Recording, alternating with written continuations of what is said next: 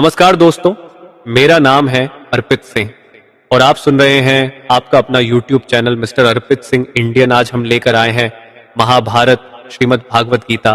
पुराण तो चाहिए करते हैं शुरू। अगर मैं कहूं कि महाभारत में जो गीता बोली गई थी वो सिर्फ अर्जुन के लिए नहीं थी, वो तुम्हारे लिए थी।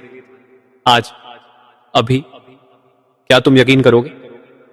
आज मैं तुम्हें वो गीता सुनाऊंगा जो किताबों में नहीं, वीडियो में नहीं, बल्कि अर्जुन के दिल की डायरी में लिखी थी।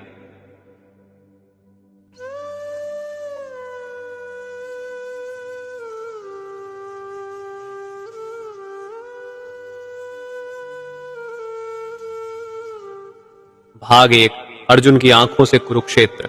मैं अर्जुन, पांडवों का योद्धा, आज अपने जीवन के सबसे बड़े युद्ध में खड़ा हूं। मेरे सामने सिर्फ दुश्मन नहीं, मेरे गुरु, मेरे भाई, मेरे रिश्तेदार खड़े। तुम सोचते हो कि युद्ध तलवार और तीर से होता है? नहीं, असली युद्ध यहां है। हाथ से सीने की तरफ इशारा। मेरे भीतर डर, मोह और सवालों का तूफान चल रहा है और मेरे रथ पर मेरा सारथी है कृष्ण। लेकिन क्या वो सच में सिर्फ सारथी है या कुछ और? भाग 2, कृष्ण का पहला सवाल। कृष्ण ने मुझसे युद्ध शुरू होने से पहले कोई आदेश नहीं दिया। वो मुस्कुराए और बोले, अर्जुन, तुझे सबसे ज्यादा डर किससे? हार से या जीत के बाद मिलने वाले खालीपन से? मैं चौंक गया, क्योंकि मैंने कभी सोचा ही नहीं था कि जीत भी डरावनी हो सकती है। कृष्ण ने कहा, तुम्हारे जीवन के कुरुक्षेत्र में दुश्मन हमेशा बाहर नहीं होते। कभी कभी वो तुम्हारे ही मन में रहते हैं और वही सबसे कठिन युद्ध होते हैं। भाग 3, गीता का अनसुना अर्थ।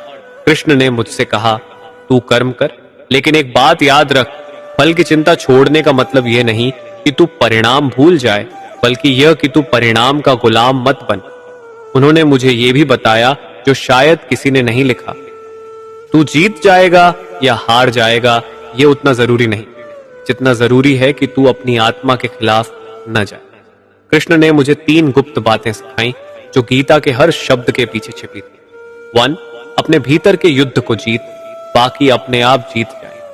2, तू जो है वो तेरे कर्म से है, न कि तेरे हालात से। 3, भगवान तेरे रथ के सारथी तब बनते हैं जब तू खुद लगाम थामने की हिम्मत करता है। भाग 4, आज का अर्जुन कौन है?